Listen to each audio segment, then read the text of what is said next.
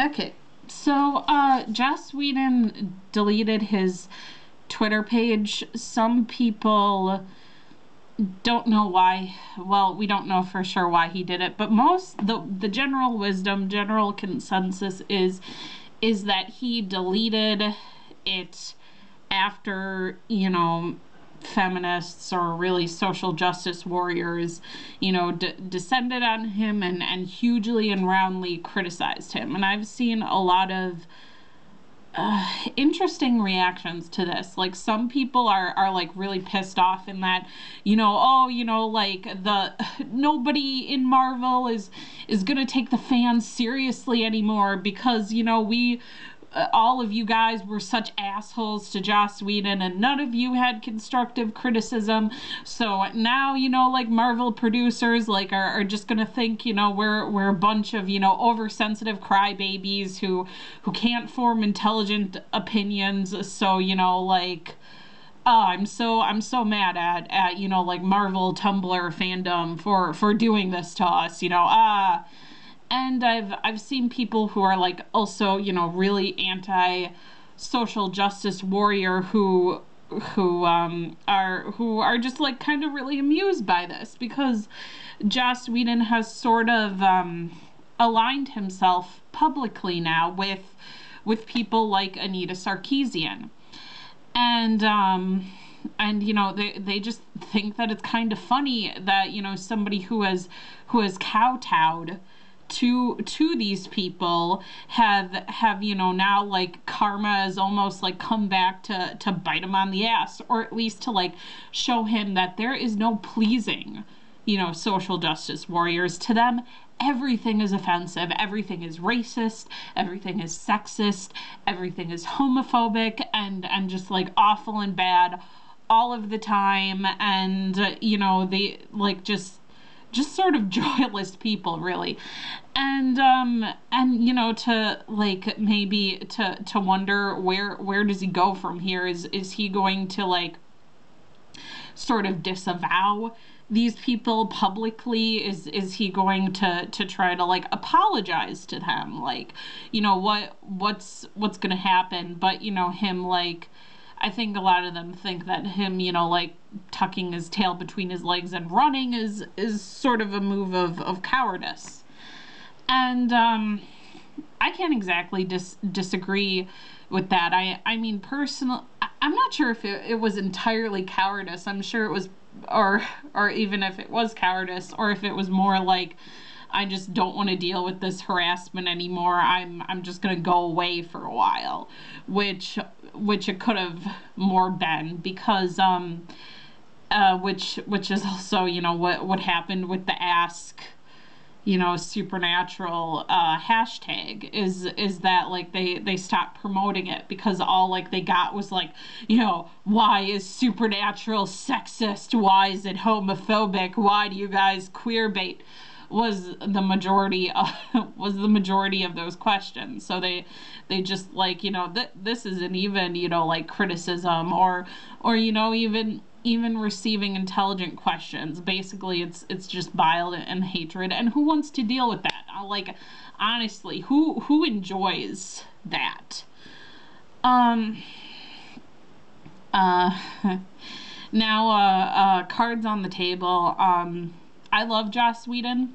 I don't think I can ever quite describe how much, because beside my parents and my sister and my family and the people who know me, no one has had a bigger impact on my development or my ideas as a person than he has.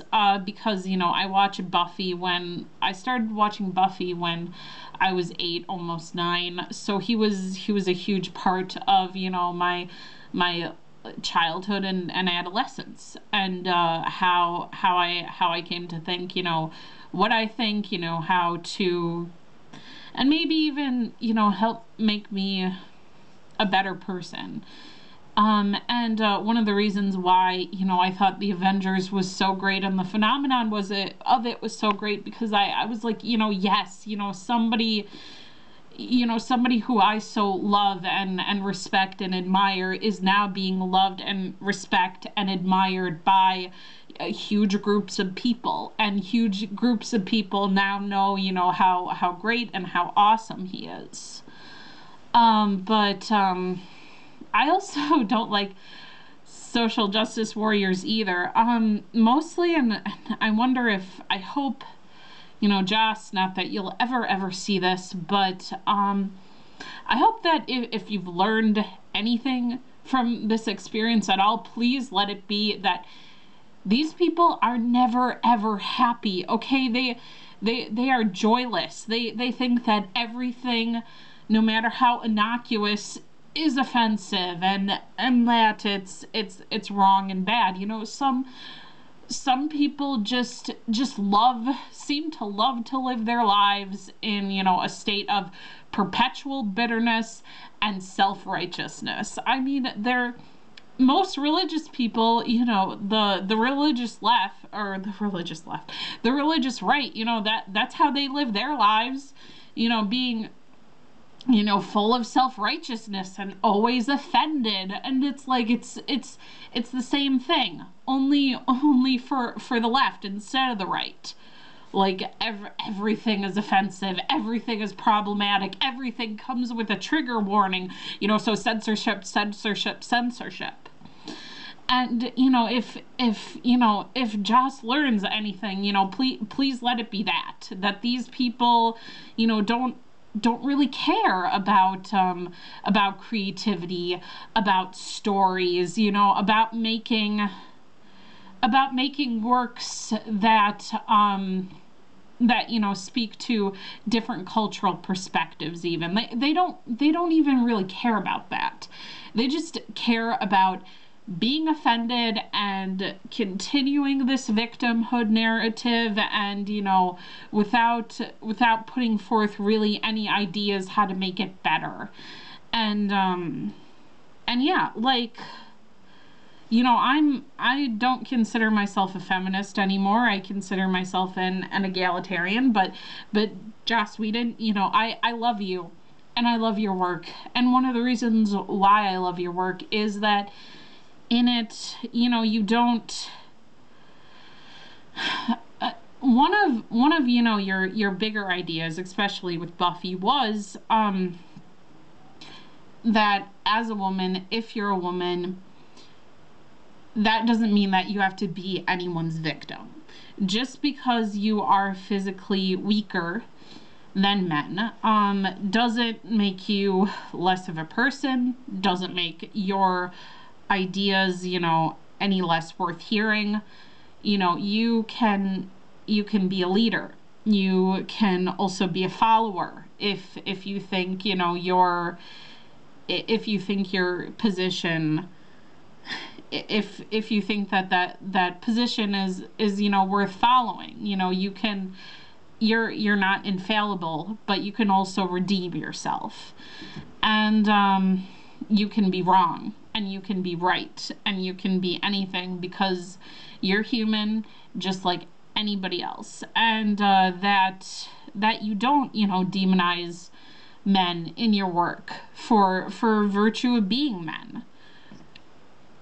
And I find it funny, like, the character that most like feminists and social justice warrior types, you know, they just hate Xander. Like, they hate Xander so much, and that's funny to me, because Xander is, at least in part, an avatar of Joss. That's part of the reason why he created Xander.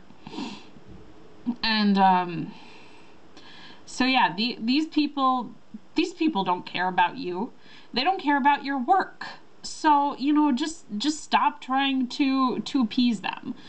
Stop trying to make them happy. Just make yourself happy. You know, write stories that are good and that are worth something, like you have been for the past 20 years. You know, keep doing that. Keep being yourself. You know, write stories about redemption. Write stories about personal empowerment for both men and women, like you have been doing all of this time. write stories, with big ideas, about, big monsters and little heroes, and about how, today is the only day, so you better make today fucking worth something. Keep doing that, and I will keep loving you, and people like me will also keep loving you. Even if we might not agree with you on the term feminism, we still love you. So, yeah. Sayonara, auf Wiedersehen.